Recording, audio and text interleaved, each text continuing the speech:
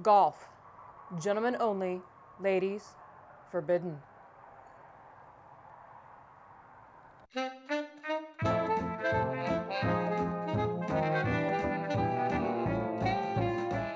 Don't mind him. That's just a joke that some men like to make. So you want to know about women that play golf? Well, would you like an ice cream sundae while we chat about it? So when we think about golf, it's always men golfers, right? It's the men at the office that play, or our husbands disappear for 8 hours on Saturday to golf with their friends. But did you know that women in golf have a story throughout history? From queens to fishwives to even a United States Secretary of State. So where should we begin? How about from the beginning? While you finish up this ice cream. Mary, Queen of Scots, ruled Scotland in the 1500s, and she is called the Mother of Golf. It's even said that we get the word caddy from her because she had her military cadets carry her clubs for her, thus caddies. So ladies, always remember, a queen played golf. Granted, she had her head chopped off, but still a queen. Now that you're finished with that ice cream, would you like some cookies and milk while we keep talking about golf? The story goes that Queen Mary was seen out golfing just days after the murder of her husband, leading many to assume that she was part of the murder plot.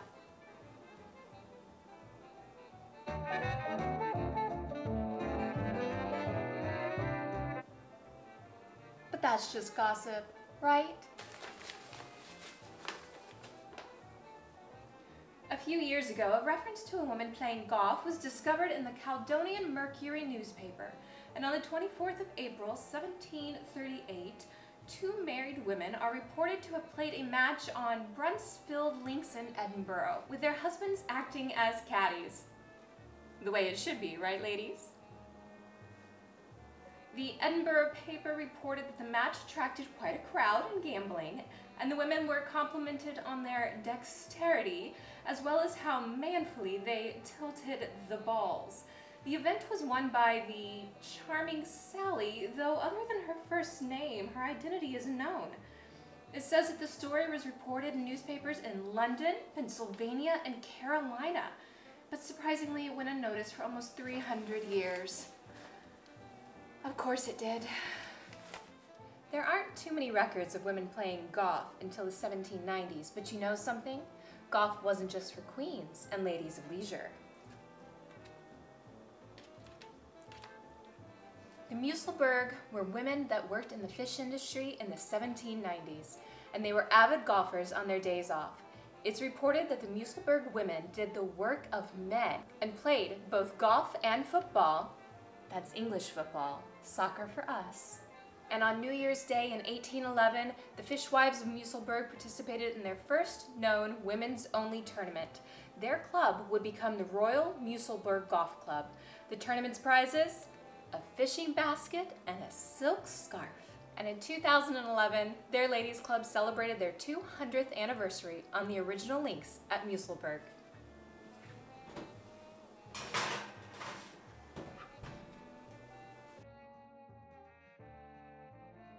While many women were members of golf clubs in the beginning, they weren't always provided equal rights with men in golf. And in the 1800s, men worked diligently to come up with ways to keep women separated from their side of the golf course. You know, women were confined to their own golf courses with short putting holes and could only hit the ball 80 yards. And one who worked particularly hard at this was a Lord Moncrieff, who, would you believe, declared that women shouldn't hit the ball any further than 60 to 70 yards? Tell that to Troy McMullins. She's hit the ball over 400 yards. Maybe Lord Moncrieff was a little worried about being outdriven by women. Now that you're finished with the cookies and milk, would you like some lemonade?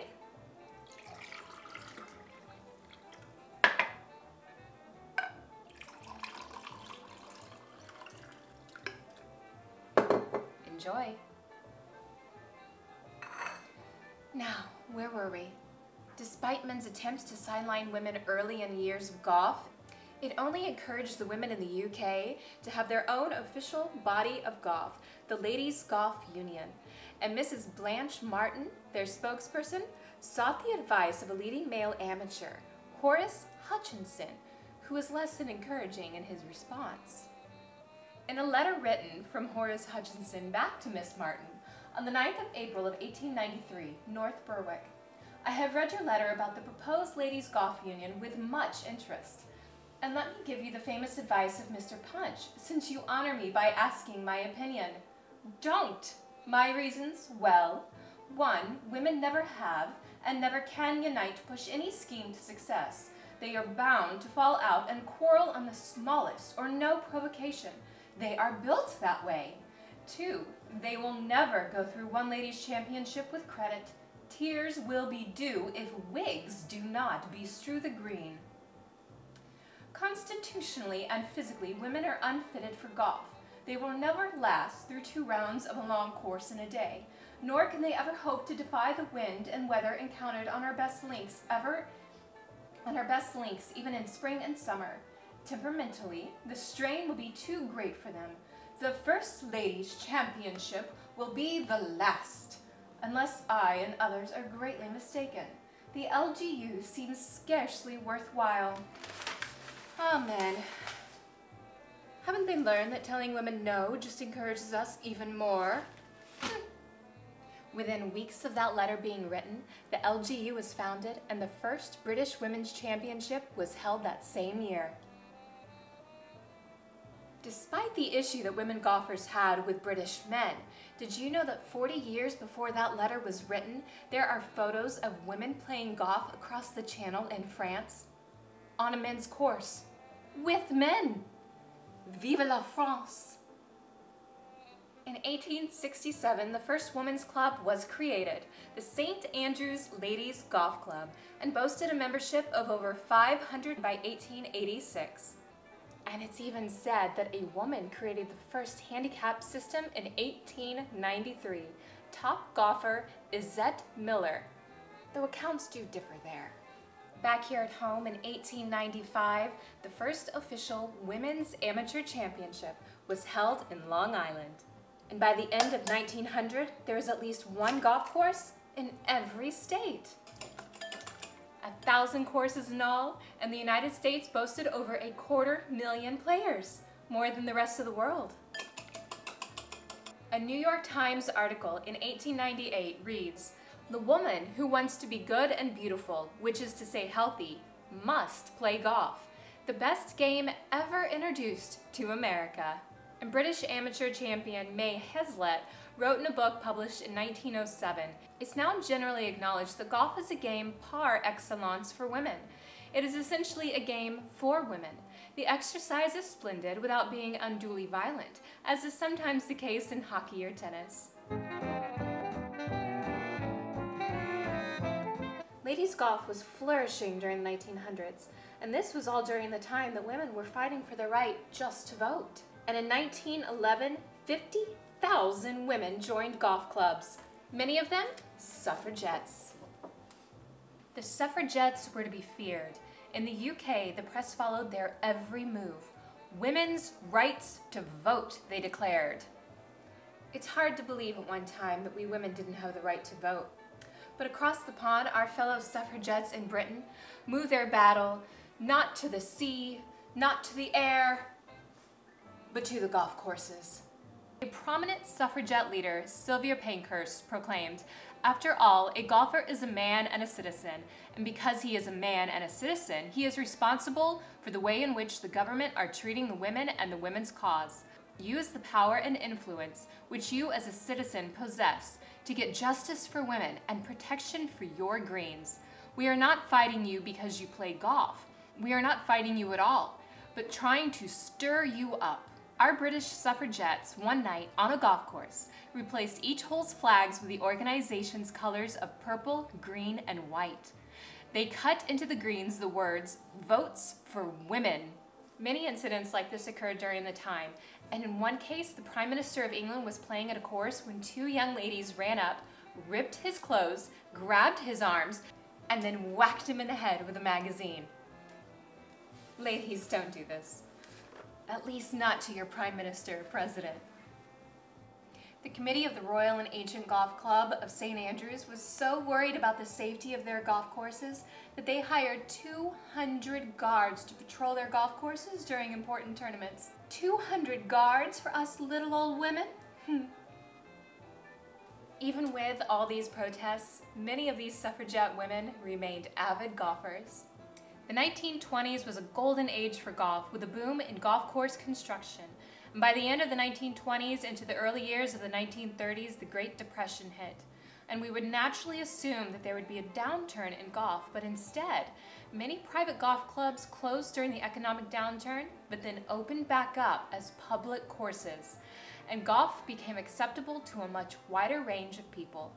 President Franklin Roosevelt's work programs built more than 100 new golf courses nationwide.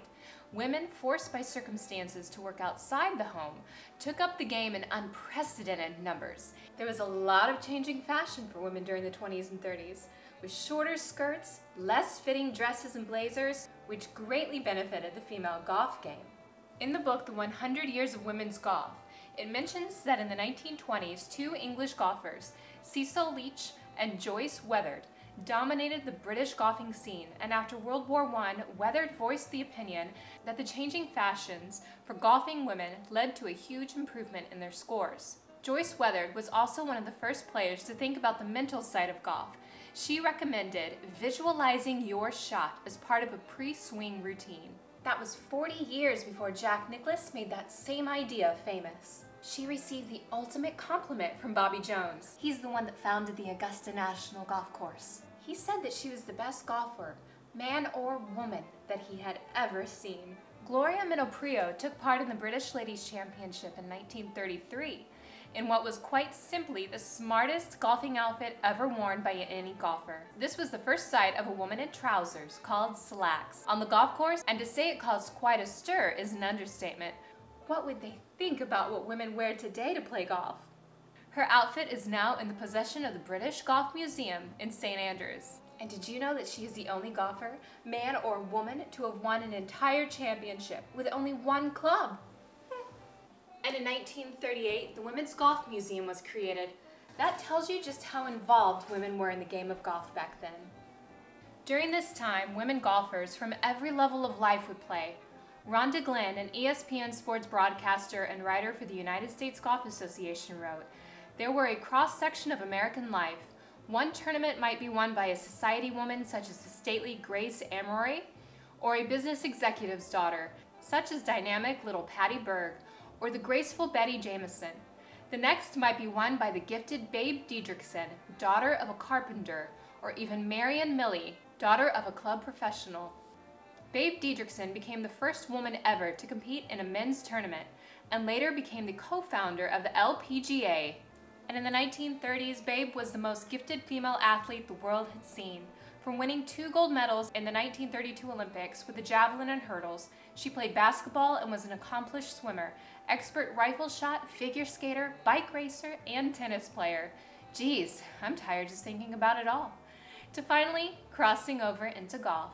And when asked how a slender 5'7" woman hit the ball so far, she said, "I just hitch up my girdle and give it a rip." In the 1930s, a young 17-year-old woman named Elizabeth McNeil was invited to a golf meeting at the home of Mrs. Helen Webb Harris, a teacher and a golf widow, and it's where girls learned the game of golf. The golf meetings began in the northwestern DC home of Helen. Elizabeth McNeil said that, "I think the main thing that made us go was that they were serving hot dogs and hamburgers and sodas." Oh, that sounds good. Oh, would you like one? Elizabeth said that they would jitterbug and then go home. How do you do the jitterbug?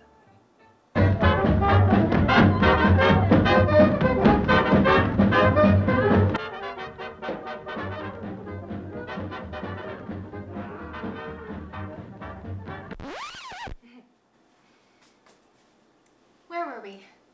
Back to golf.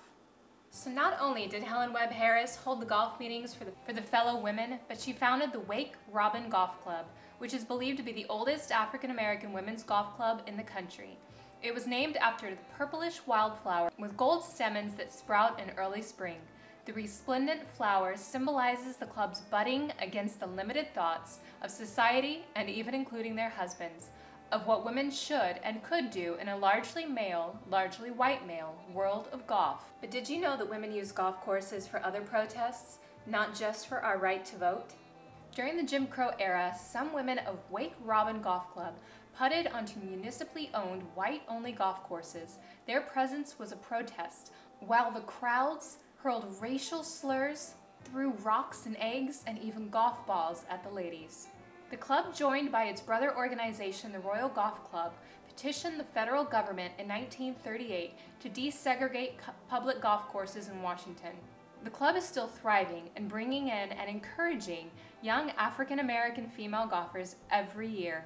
In the 1930s and 40s, celebrities and their wives loved golf. Dolores Hope, Bob Hope's wife, was an avid golfer, and she played with Mary and Millie, the most photographed golfer in the world at the time. Golf was a popular sport from the 30s to the 50s, so much that Hollywood made movies with golf slipped in. From The Part-Time Wife in 1930, where Jim Murdoch realizes his golf-loving wife is drifting away, to Fred Astaire's famous golf scene in 1938's Carefree with Ginger Rogers, to Katharine Hepburn in 1952's Pat and Mike, who was an avid golfer in real life, by the way. But despite the prominence of golf in Hollywood movies, and even the love of golf by top female celebrities, golf still didn't want to fully accept women into the game. Back across the pond in Britain, as late as 1946, after officials at Royal Liverpool refused entry to the wife of a three-time Open champion. Despite the champion winning their tournament the same week, the club's secretary declared to the press, "No woman ever has entered the clubhouse, and praise God, no woman ever will." Men. Oh, darn it, I'm in black and white. Let's fix that. Well, come on. Ah, that's better. Now, where were we? Ah, yes, the 1950s.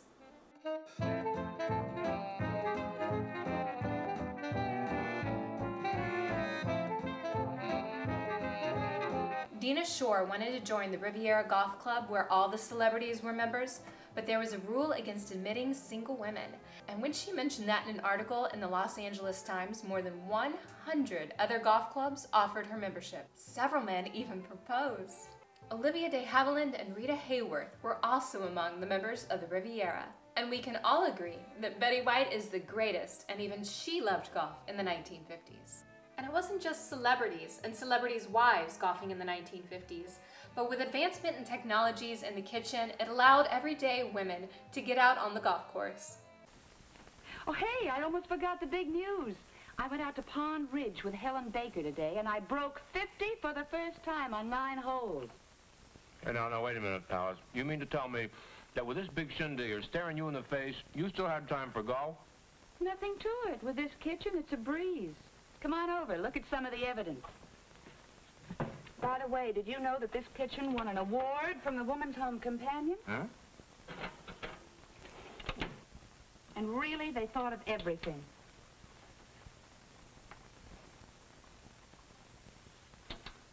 I just love the convenience and modern styling of this built-in gas range.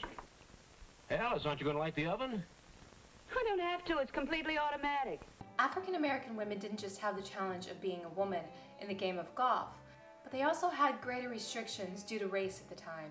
But that didn't stop their love of the game of golf. Althea Gibson was a tennis star who was an 11-time Grand Slam winner. She switched to golf, and in the early 1950s, Gibson took a golf class while attending Florida A&M. Gibson wrote in the 1968 autobiography, "The siren song of golf was barely audible to me when I retired from amateur tennis, but it was never completely out of hearing, and soon it was to grow so loud that I would not be able to resist its seductiveness." There were select clubs, like the Beaumont Country Club in Texas, that allowed Gibson to play, but would not allow her into the clubhouse, denying her access to bathrooms and forcing her to change in her car. Althea Gibson was the golfer that helped integrate the LPGA in 1963.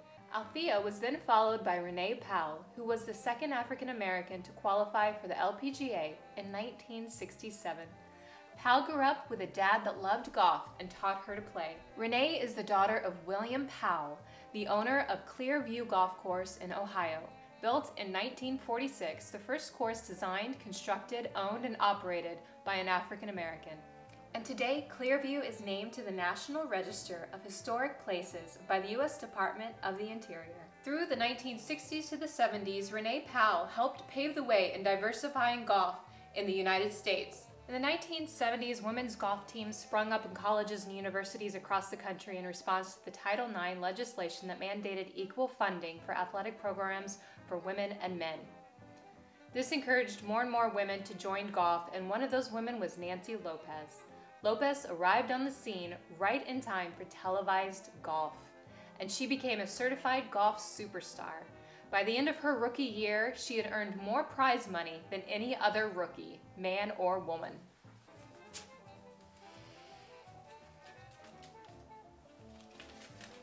Where were we? Through the 70s and 80s, Nancy Lopez brought many more people to the game of golf who otherwise wouldn't have been interested.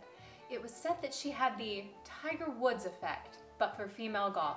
The golf stars of the 80s may have fueled a new interest in golf. In 1983, 21% of new golfers that year were women, and by 1988, women made up 41% of all new golfers. By the 1990s, your everyday woman's love and enjoyment of golf began to decline, but there were a group of women that began to realize the importance of golf. It was your high-powered executive women. An estimated 90% of Fortune 500 CEOs play golf. 1/4 of the 25 million golfers in the U.S. are top management executives. In 1997, corporations regarded employees who played golf as networking assets. This wasn't lost on the ambitious female executives. Close to 40% of all new golfers were women, and women executives in particular flocked to the sport. Half of all adult women golfers hold college degrees and occupy managerial, professional, and administrative positions. Ivanka Trump is one of the top and most well-known female executives that plays and networks. Unfortunately, while women executives realized the advantage of picking up golf, they were still at a disadvantage. Most clubs restricted women's golf to only a select time. Many private clubs only offered ladies' days on Tuesdays and Thursdays, or women could only play at specific times of the day. Gail King, a senior vice president of Nations Bank, said, "It's frustrating to go to a club's grill for breakfast on Saturdays and see these men who can't even get off the tee box. I have a lower handicap than many of them, so if the club is going to discriminate, why don't they do it on that basis instead of sex?" She's got a point. Augusta National, you know where they host the Masters, didn't accept women members until 2012. And according to Golf Digest, the Royal and Ancient Golf Club of St. Andrews didn't vote to allow women members until 2014, for the first time in their 260-year history. Now granted, those golf courses are private and they can do as they like. And now, out of 3,670 private golf clubs in the U.S. today, fewer than a dozen remain men's only. We'll see how long that lasts. Pine Valley, the exclusive men's-only golf club in New Jersey, didn't vote until this year, 2021, to finally allow female members and unrestricted women's play for the first time in its 108 years in history. Women guests at Pine Valley were previously allowed to play the course only on Sunday afternoons. The most noticeable and immediate change will be in the presence of women on the golf course at any time.